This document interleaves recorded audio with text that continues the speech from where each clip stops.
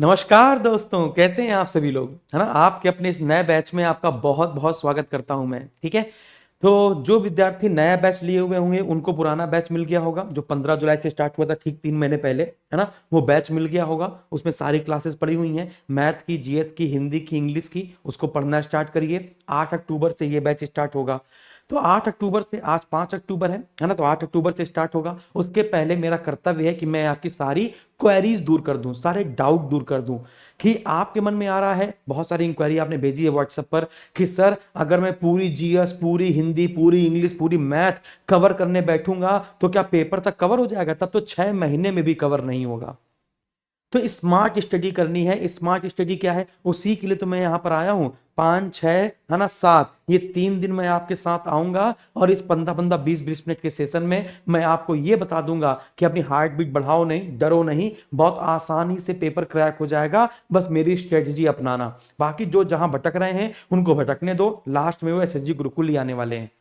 आपने जब ये बैच परचेज किया तो आपको एक पुराना बैच मिल गया होगा, और जो पुराने बैच वाले बच्चे हैं उनको नया बैच भी मिल गया है। यानी एक फीस में आपने दो दो बैच ले लिए ना। तो चलो, ये स्ट्रेटजी का हिस्सा है, मैं आपको बताऊंगा।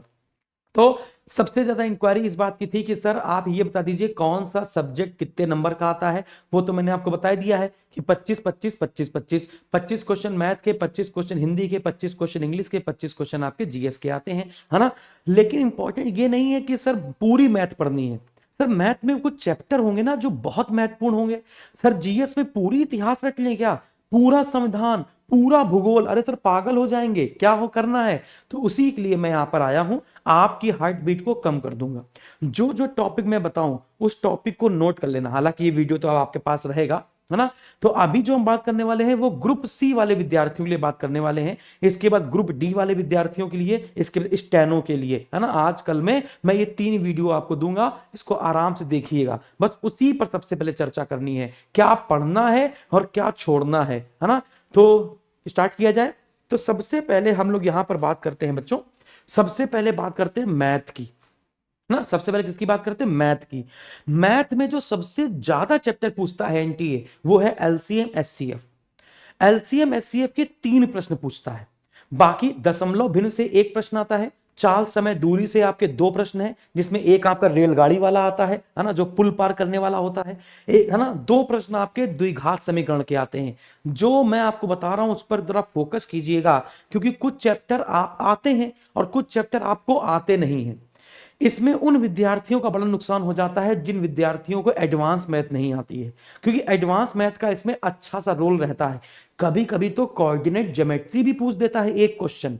ठीक है ना? तो वो मैं आपको बताऊंगा। और मैंने अमित सर को सब कुछ समझा दिया है बढ़िया से। एक बैच तो उनका कंप्लीट हो चुका है बढ़िया से, बच्चे खुश भी हैं, बड़ा अच्छा रिस्पॉन्स है। हो सकता है कि आप, है ना, जो नए बैच वाले विद्यार्थी हैं, जब वो मैथ की क्लासेस देखें तो आपको ये लगे कि अबे यार इतने धीमे धीमे कौन पढ़ाता है भाई। बेटा हमारे यहाँ ऐसे ही पढ़ाना शुरू कर दिया गया है, क्योंकि सबसे बेसिक बच्चा जो है, जो सबसे कमजोर बच्चा है, जब उसका सिलेक्शन हम दिलाएंगे तब कहीं जाके हम अपने आप को ऊंचा मानेंगे।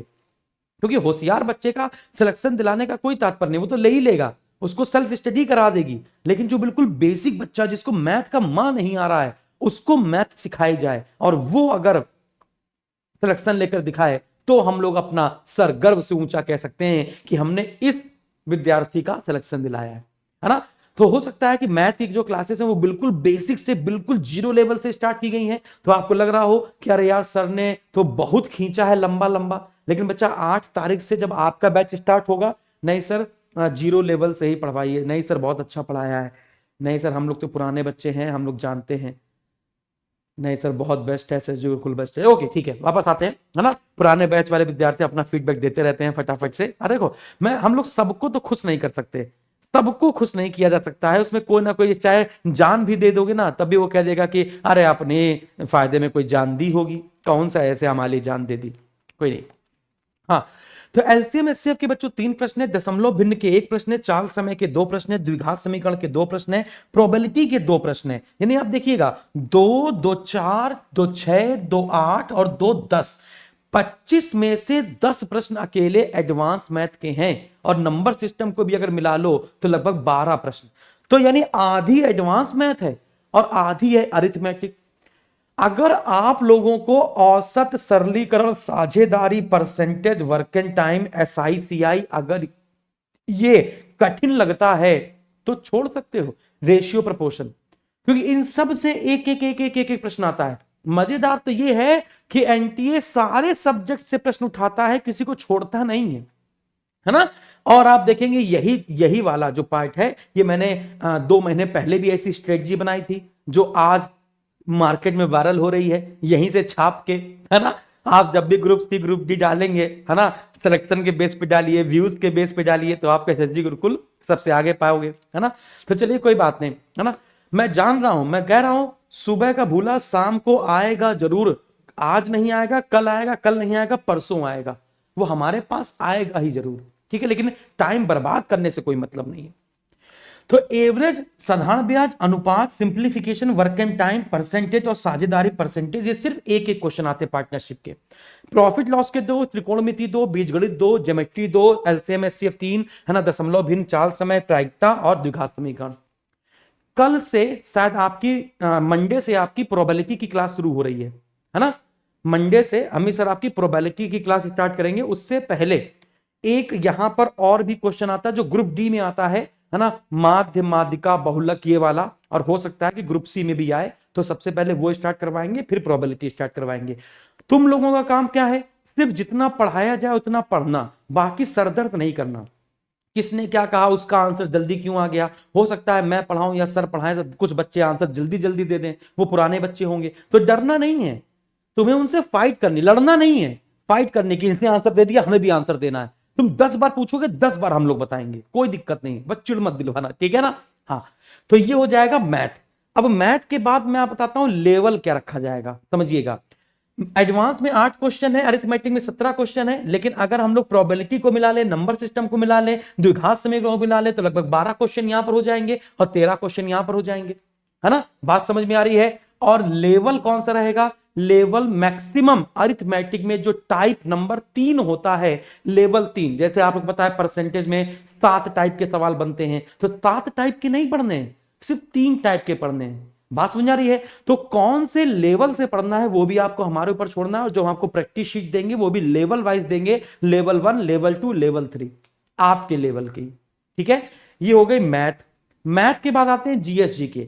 जीएसजी के में सर ये तो सब लोग बताते हैं कि इतिहास से 3 प्रश्न आए, भूगोल से 2 प्रश्न आए, संविधान से 3 प्रश्न आए, लेकिन ये कोई नहीं बताता कि साला इतिहास में क्या पूरी इतिहास रट ले, सर भूगोल में क्या पूरा भूगोल रट ले, क्या संविधान में पूरा संविधान रट ले। अर्थव्यवस्था है भगवान। आज मैंने पेड बैच में कौन सा टॉपिक पढ़ाया है, आज मैंने डेमो के रूप में आपको कौन सा टॉपिक पढ़ाया था, सर अर्थव्यवस्था। हाँ देखो इसने लाइव पढ़ी, अर्थव्यवस्था। अच्छा अब लाइन से आ गया, ठीक है। आज मेरा मन था, ऐसे मेरा मन था, है ना। बच्चे कह रहे थे कि सर आपने नए वाले बैच में सर आप ही से जीएस पढ़नी है। मैं बोलता रहा हूं पुराने वाले बैच में सलेन सर ने आपको जीएस पढ़ाई है, अरे हाँ कि ना। लेकिन नए वाले बैच में, पुराने वाले बैच में, अब तुमको पूरी जीएस हमसे पढ़ने का मौका मिलेगा, पूरी जीएस। अब पूरी जीएस जी के मैं ही पढ़ाऊंगा, टेंशन नहीं लेनी है, पूरी जीएस जी के मैं पढ़ाऊंगा। बात समझ आ रही। और हिंदी की पूरी क्लासेस मैंने आपको दे दी है ना, हिंदी को आप पढ़ते रहिएगा, और पूरी जीएसजी के अब हम पढ़ाएंगे। तो सबसे बड़ा डाउट आपका दूर हो गया। हाँ देखो दिल बना के भेजने लगे, हाँ बेटा पूरी जीएसजी के अब हम पढ़ाएंगे, है ना। तो सलेन सर ने पढ़ाई है, अगर उसको पढ़ना है तो आप पढ़िए, वो भी बहुत बढ़िया टीचर है, बेस्ट टीचर है। वो पढ़ना है पढ़िए, नहीं पढ़ना तो मैं पढ़ाऊंगा। आज से मैंने इकोनॉमी स्टार्ट की है, अरे हाँ कि ना। तो इतिहास से 3 प्रश्न, भूगोल से 2 प्रश्न, संविधान से 3 प्रश्न, अर्थव्यवस्था से 3 प्रश्न, भौतिक विज्ञान से 1 प्रश्न, स्टैटिक जीके से 2 प्रश्न, करंट अफेयर से 2 प्रश्न, कंप्यूटर से 1 प्रश्न, पर्यावरण से 4 प्रश्न, रसायन विज्ञान से 1 प्रश्न, जीव विज्ञान से 3 प्रश्न। समझे। तो क्या सर जी रसायन विज्ञान केमिस्ट्री के लिए क्या हमको पूरी केमिस्ट्री पढ़नी पड़ेगी, वही तो मैं कह रहा हूं कि मैं बताऊंगा कि पढ़ना क्या है। ये मैंने सब्जेक्ट वाइज क्राइटेरिया बांट दिया प्रीवियस ईयर के पेपर को देखते हुए कि किससे कितने प्रश्न पूछे जाते हैं। और इसमें मैंने सिर्फ प्रीवियस पेपर नहीं लिया, उससे भी प्रीवियस, उससे भी प्रीवियस, पूरा निचोड़ मैं आपके लिए लेकर आया हूं, है ना। सर मेरे को तो धक धक हो रहा था कि आप आएंगे कि नहीं आएंगे। नहीं बेटा, अरे जब मैंने बोला है कि मैं क्लास लूंगा तो मैं ही लूंगा, है ना। हाँ, और इस बार झंडे गाड़ देना, सर मैं ग्रुप डी का हूं, सर मुझे तो कुछ नहीं आता है, लेकिन आपके भरोसे ले लिए, भरोसा किया है भाई के ऊपर तो विश्वास मानिए भाई तुम्हारी नैया पार जरूर लगाएगा। आगे बढ़े। अब देखते हैं सर जी पढ़ना क्या क्या है। सबसे पहले योजना, तो सिर्फ योजना कब शुरू की गई थी, और योजना सुनिएगा, योजना कब शुरू की गई थी, क्योंकि योजना से मिनिमम 2 प्रश्न तो आने ही आने हैं, एक नहीं 2 प्रश्न मिनिमम आने आने हैं, कि कौन सी योजना कब शुरू की गई थी या कौन सी योजना किससे संबंधित है। जैसे स्वामित्व योजना पूछी गई थी, है ना, समझ में आ गया। इस प्रकार से पर्यावरण से 3 प्रश्न तो आते ही आते हैं, वो भी कौन से, एक प्रदूषक शब्द से आता है कि लाइकेन क्या होता है, लिचेट्स क्या होते हैं, है ना, इस प्रकार से प्रदूषण से कैसे बचा जाए, वायु प्रदूषण, जल प्रदूषण, इस प्रकार से, यानी शब्दावली। अब ये नहीं कि पूरा पर्यावरण पढ़ने बैठ गए, है ना, तो YouTube पे तो सब लोग पर्यावरण पूरा पढ़ाएंगे ना, कि भैया सबसे ज्यादा आता है पर्यावरण से, लगा दिया पर्यावरण, साला 10-12 घंटे 20 घंटे पर्यावरण ही पढ़ना है। मैं बताऊंगा, सिर्फ आपकी 3 क्लासेस लूंगा पर्यावरण की, और कौन कौन सा पार्ट है वही मिल जाएगा। बात समझ आ रही है। बस इंपॉर्टेंट है एक्सपीरियंस, एक्सपीरियंस बहुत मैटर करता है, समझ में आ गया। और लास्ट ईयर से आप देख रहे हो, उसके लास्ट ईयर से आप, है ना, समुद्र, समुद्र के बारे में क्या पढ़ना है सर, जल संधि, बॉस जल संधि, हडसन जल संधि, सुंडा जल संधि, ये कहां पर है, भूडमरू मध्य से, भूडमरू मध्य जल संधि, दोनों में अंतर तो आप जानते हैं, है ना, जल से जल को जोड़ता है, स्थल से स्थल को जोड़ता है। फिर बौद्ध धर्म, जातक कथा पूछ ली थी, इस बार जातक कथा का चित्र अजंता पूछ लेगा, है ना। तो आगे बढ़ते हैं, मौर्य वंश, गुप्त वंश, कोशिका और आनुवांशिकी बहुत आता है पेपर में, वो भी कैसा, खोज, जैसे जीव द्रव्य की खोज किसने की थी, पुरकिंजे ने, है ना, कोशिका की खोज किसने की थी, तो खोज से संबंधित, है ना। फिर संविधान में शब्दावली, और 42वां संविधान संशोधन, 44वां संविधान संशोधन, 21, 71, 92, 1, 52, 73, 74, है ना। फिर इतने ही संशोधन अगर देख लेंगे तो इतने में भी काम हो जाएगा। बात समझ में आ रही है। हाँ सर, ये वीडियो यूट्यूब पे डाल देंगे क्या, क्या दिक्कत है, यूट्यूब पे डाल देंगे तो, है ना, भलाई तो होगा, है। अब तुम सोच रहे हो अरे यार बताओ, इसीलिए तो 499 रुपए आपको दिए थे, और आप सर, टेंशन मत लो, टेंशन मत लो भाई, समझ में आ गया। आप अपना देखो, मैं कह रहा हूं लोग इतना देखने के बाद भी नहीं पढ़ेंगे, लोग इतना, भाई मैं बता रहा हूं, लोग पढ़ने से ज्यादा स्ट्रेटजी वाले वीडियो देखते हैं, कौन से टॉपिक से कौन सा प्रश्न आया वो देखते हैं, है ना, और पढ़ते नहीं है, देखकर भूल जाते हैं। लेकिन वही अगर आप पढ़ रहे हैं तो सिलेक्शन हो जाएगा। बात समझ में आ रही है। अरे भाई मैं बता रहा हूं पर्यावरण में प्रदूषक आता है, अब वो प्रदूषक कौन सा पड़ेगा, मैं पढ़ाऊंगा ना आपको, जो वही पढ़ना है सिर्फ, ठीक है। जल संधि पढ़ते पढ़ते 30-35 हवा निकल जाएगी, जो आनी है वो तो मैं बताऊंगा ना आपको, ठीक है। हाँ हाँ, देखो मजा आ रही है, ठीक है ना। हाँ ऐसे खुश रहना है, खुश रहना है। 5 से 6 घंटे की क्लास चलेगी आपकी लाइव, 5 से 6 घंटे की, पूरा फोकस आप पर किया जाएगा, कोई दिक्कत नहीं है इसमें। 10:30 से 12 मैं पढ़ाऊंगा, फिर 12 से 1:30 क्लास चलेगी, फिर आपकी 1:30 से 3 क्लास चलेगी। बात समझ आ रही, कितने घंटे हो गई, 4.5 घंटे हो गई। फिर एक क्लास आप रिकॉर्डेड पढ़ लीजिएगा, जो भी रिकॉर्डेड है ना। मैं आपको अभी और स्ट्रेटजी बताऊंगा कि जो आपको पुराना बैच दिया गया है, एक बैच आपको कंप्लीट दिया गया है ना, तो जो बैच आपको पुराना दिया गया है उसको, उसका टाइम कैसे मैनेज करना है, और जो लाइव क्लास मैं लेने वाला हूं 8 तारीख से, उसका क्लास कैसे मैनेज करना है। तो मैनेज करना भी मैं सिखाऊंगा कि कैसे मैनेज करना है। ऐसा नहीं साला कर रहे हैं ग्रुप सी की तैयारी, पढ़वा रहे हो तुम 10 घंटा हमसे, ठीक है ना, पागल हो जाओगे, सिलेक्शन भी नहीं होगा, लास्ट में बड़ा जाएगा, है ना। हाँ इंग्लिश, इंग्लिश के लिए तो मेरे पास चूरन है, पढ़ने दो, नाउन, प्रोनाउन, एडजेक्टिव, आर्टिकल पढ़ने दो। अबे आना ही नहीं है, 2 तो पैसेज ही आ जाएंगे ना, 2 तो पैसेज आ जाएंगे सिर्फ, और आपको क्या पढ़ना है, मैं सिखाऊंगा पैसेज करना। छोड़ दो छोड़ दो, ठीक है, वापस आते हैं। तो मैंने आपको क्या कहा, ठीक है, बस भरोसा और काम खत्म, ठीक है ना। हमें मजा पता है किस लिए आती है, मैं क्यों मुस्कुरा रहा हूं, क्योंकि मुझे कॉन्फिडेंस है पूरा कि इस बार फिर से इलाहाबाद ग्रुप हाई कोर्ट के ग्रुप सी ग्रुप डी में हम लोग झंडा गाड़ेंगे। आरओ यारो में भी गाड़ा था, अरे वो सब छोड़ दीजिए, ठीक है ना सर। इसीलिए मैंने आपका बैच लिया था, मेरे भाई का सिलेक्शन आपसे हुआ है सर। लेखपाल में, ग्राम विकास अधिकारी में आपने बहुत सारे सिलेक्शन दिए हैं, तो ग्राम विकास अधिकारी में तो लाइन लगा दी है, लेखपाल और ग्राम विकास अधिकारी में। आने तो ग्राम विकास अधिकारी दूसरी वैकेंसी आने वाली है ना, एसएसजी गुरुकुल का ही जलवा होगा। चलिए वापस आते हैं, तो ये बात आपको समझ में आई। फिर इसके बाद पंचवर्षीय योजना, एक और बात, पंचवर्षीय योजना में एक पार्ट और लिख लेना है कि अर्थव्यवस्था का जो पहला चैप्टर है, जो मैंने आज पढ़ाना स्टार्ट किया है, कि अर्थव्यवस्था के सिद्धांत पेपर में आता है। कुछ क्वेश्चन बहुत कठिन आते हैं, वही मैं बता रहा हूं। जैसे पेपर में आया कि उत्पादक व्यवहार का सिद्धांत किस अर्थव्यवस्था का भाग है, तो आप बताइए, आज ही मैंने पढ़ाया। बताइए कीमत सिद्धांत का संबंध किस अर्थव्यवस्था का भाग है। बैलेंस ऑफ ट्रेड, बताइए भुगतान संतुलन कौन सी अर्थव्यवस्था या अर्थशास्त्र का भाग है। सर मैक्रो मैक्रो माइक्रो, बहुत बढ़िया। अरे तुम लोग होशियार हो, है ना। तो आपको मैंने बताया डिमांड एंड सप्लाई, है ना, ये जो नियम काम करता है, किसी भी वस्तु का जो मूल्य निर्धारित होता है वो सब आपका समष्टि अर्थशास्त्र में आता है, सॉरी व्यष्टि अर्थशास्त्र में आता है, सूक्ष्म माइक्रो इकोनॉमी में।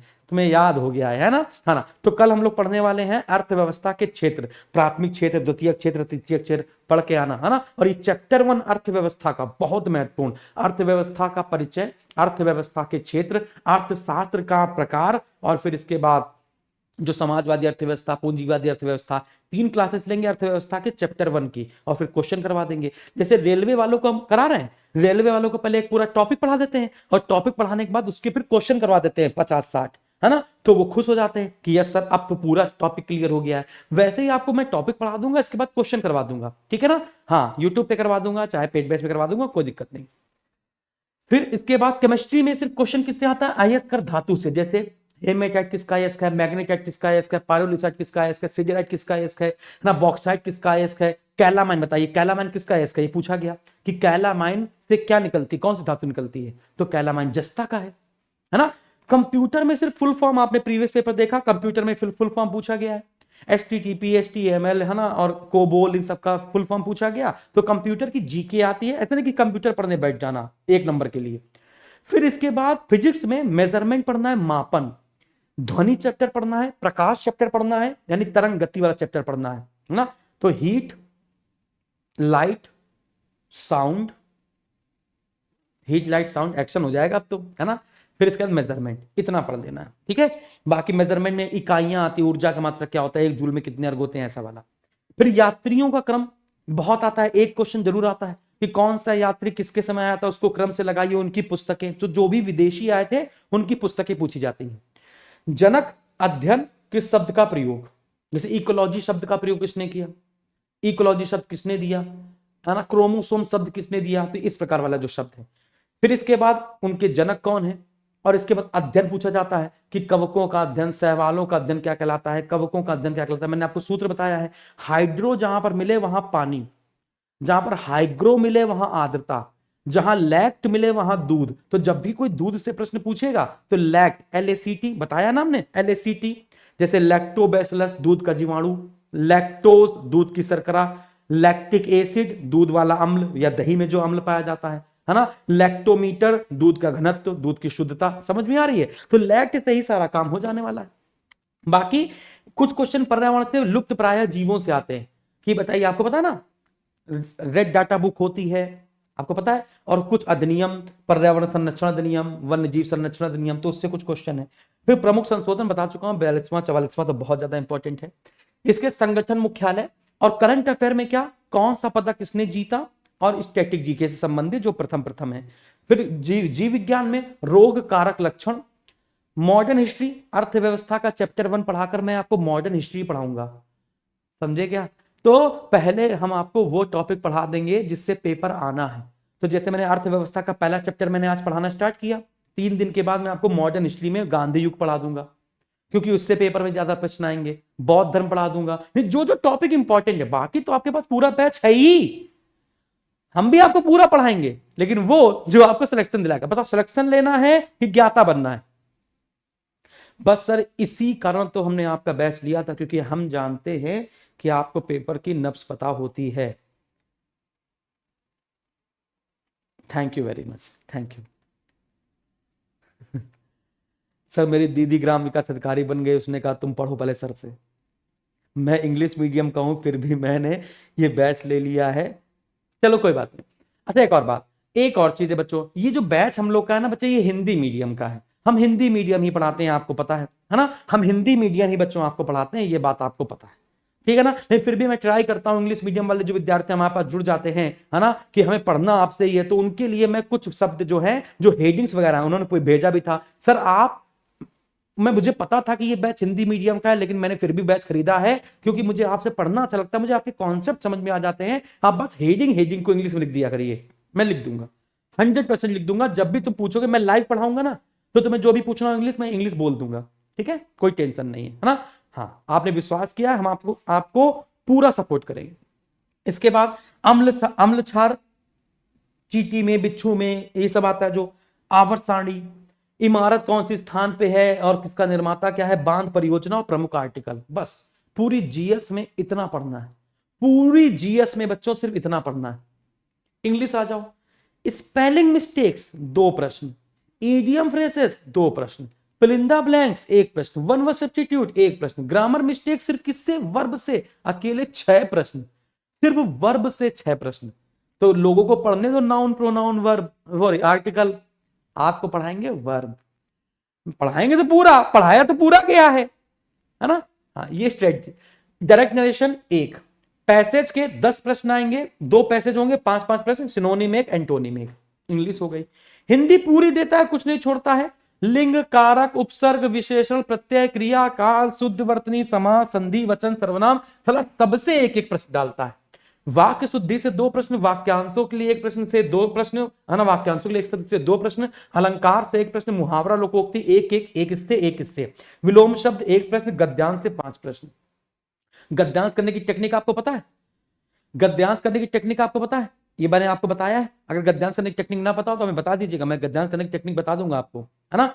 हिंदी में मैंने आपको ये सारे चैप्टर अपलोड कर दिए हैं, आपके ये सारे चैप्टर पुराने में है ना। मैं आपको हिंदी पूरी रिकॉर्डेड दे दूंगा। जो हिंदी, आपकी हिंदी का बैच बच्चों जो है 500 रुपए का, वो मैं आपको उस 500 रुपए वाला बैच को मैं आपको पूरा इसमें डाल दूंगा, आप देख लीजिएगा।